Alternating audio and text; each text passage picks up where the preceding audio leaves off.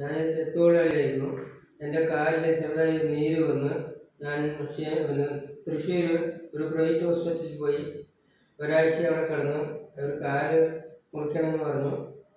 ഞങ്ങളങ്ങനെ അവിടെയാണ് ഇത് മുറിക്കാണ്ട് വെച്ച് കൂട്ടാൻ എന്ന് അന്വേഷിച്ചപ്പോൾ കല്ലേക്കാട് രാജീവ് ഗാന്ധി ഹോസ്പിറ്റലിൽ കൊണ്ടൊരു ഹോസ്പിറ്റൽ ഉണ്ടായിരുന്നു. അവിടെ കൗഷത്ത് വന്നൊരു സാറ് എല്ലാം ശരിയാക്കി തരാമെന്ന് പറഞ്ഞ് എല്ലാം ശരിയാക്കി. ഞാനിപ്പോൾ നടക്കാനും വണ്ടി ഓട്ടാനും തുടങ്ങി. എനിക്കിപ്പോൾ യാതൊരു വിഷമവുമില്ല, ഒരു കുഴപ്പമില്ല. എല്ലാം നേരെ പഴയ പോലെ തന്നെ ആയി. ഞാൻ വളരെ ഹാപ്പിയായി, സന്തോഷവാനായി.